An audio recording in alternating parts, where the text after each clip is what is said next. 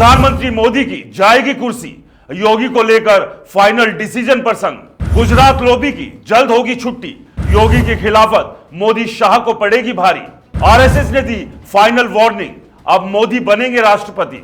दोस्तों, आखिर बीते 72 घंटों में ऐसा क्या हो गया कि यह तय माना जाए कि अगले कुछ महीनों में प्रधानमंत्री नरेंद्र मोदी की कुर्सी जाना तय है? क्या वाकई में मोदी शाह की जोड़ी, जो कभी योगी आदित्यनाथ को उत्तर प्रदेश से हटाने के लिए तुली हुई थी, अब बैकफुट पर क्यों आ गई है?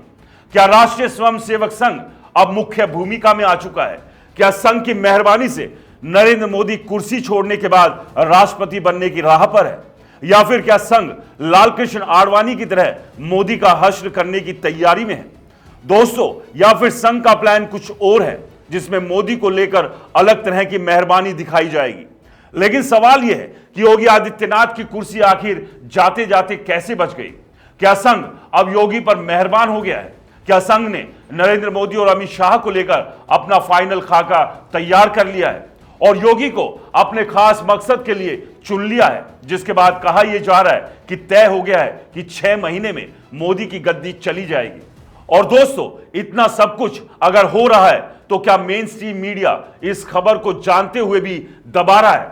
जरा सोचिए, इस कहानी को समझिए। दोस्तों, बीते 21, 22 और 23 मार्च को बेंगलुरु में संघ की एक अहम बैठक हुई। इस बैठक में भारतीय जनता पार्टी के राष्ट्रीय अध्यक्ष पद को लेकर मंथन तो हुआ ही, लेकिन उससे भी बड़ी बात जो छिपी रही वो थी नरेंद्र मोदी की कुर्सी पर मंडराते खतरे की आहट। डिजिटल और सोशल मीडिया पर इन तीनों दिनों में खूब चर्चाएं हुई। लोग ये कहते नजर आए कि मोदी की कुर्सी अब ज्यादा दिनों की मेहमान नहीं है, लेकिन मेन स्ट्रीम मीडिया ने इस मुद्दे को साइडलाइन कर दिया। आखिर ऐसा क्यों?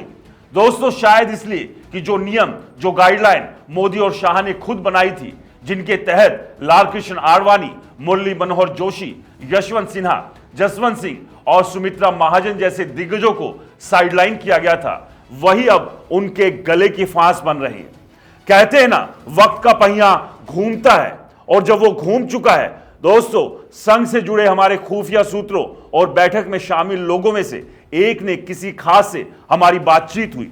इस बातचीत में जो सामने आया वो वाकई चौंकाने वाला है।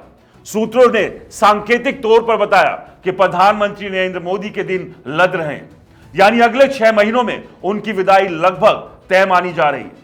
अब यह मोदी पर निर्भर करता है कि वो सम्मानजनक विदाई चाहते हैं या फिर आडवाणी और सुमित्रा महाजन जैसा हश्र। दोस्तों, आपको याद होगा कि बीते कुछ महीनों से यह चर्चाएं जोरों पर थी कि मोदी के बाद कौन। अमित शाह अपनी गोटी फिट करने की कोशिश में थे, तो योगी आदित्यनाथ को लेकर सनातनियों के बीच एक अलग भावना थी। लेकिन संघ ने पिछले 2 महीनों में जिस तरह योगी को अपना चहेता बनाया, उससे साफ है कि योगी ने शाह को पीछे छोड़ दिया है। फिर भी सबसे बड़ा सवाल जो सबने नजरअंदाज किया वो ये था, क्या मोदी की कुर्सी सचमुच खतरे में है? दोस्तों, बैठक में डिस्कशन में यह संकेत मिलता है कि संघ ने फैसला ले लिया है। इसी वजह से 30 मार्च को नरेंद्र मोदी भागे भागे नागपुर जा रहे हैं, जहां वो संघ प्रमुख मोहन भागवत से मुलाकात करेंगे।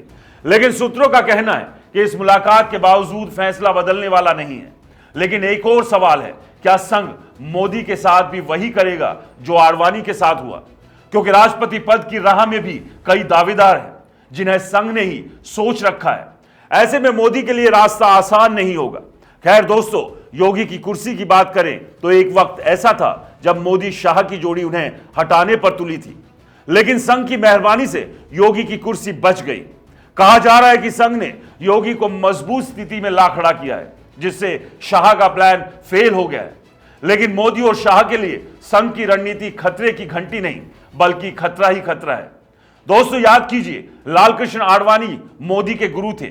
जब गुजरात दंगों के बाद अटल बिहारी वाजपेयी मोदी को हटाने गए थे, तब आडवाणी ने उनकी कुर्सी बचाई थी। लेकिन बाद में मोदी शाह ने उन्हीं आडवाणी को 75 साल की उम्र की गाइडलाइन बनाकर साइडलाइन कर दिया। आज आडवाणी का हाल सबके सामने है। वो शख्स जिसका बीजेपी को खड़ा करने में एक बड़ा योगदान रहा, या कहे कि पार्टी को खड़ा किया, आज वही गुमनामी में है। दोस्तों, सुमित्रा महाजन का उदाहरण भी कम दिलचस्प नहीं है।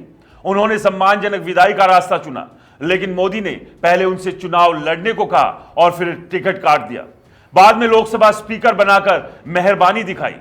अब मोदी के सामने भी वही सवाल है, क्या मोदी जी को सम्मानजनक विदाई मिलेगी? क्या संघ उन्हें राष्ट्रपति बनाकर यह मौका देगा, या फिर शाह और मोदी का खेल खत्म हो चुका है? शाह तो खुद पीएम की कुर्सी के सपने देख रहे हैं, लेकिन संघ ने उनका पत्ता पहले ही काट दिया है। दोस्तों, यह तय है कि सत्ता का यह खेल बदल रहा है। जो ऊपर जाता है वो नीचे आता है। मोदी ने अपने दौर में कई फैसले लिए, कुछ देश हित में और कुछ विवादित रहे, लेकिन अब वक्त बदल गया है। संघ का फैसला अंतिम लग रहा है। दोस्तों, आप क्या सोचते हैं? क्या मोदी को सम्मानजनक विदाई मिलेगी या उनका हश्र भी आडवाणी जैसा होगा? अपनी राय कमेंट कर जरूर बताएं। तब तक के लिए नमस्कार।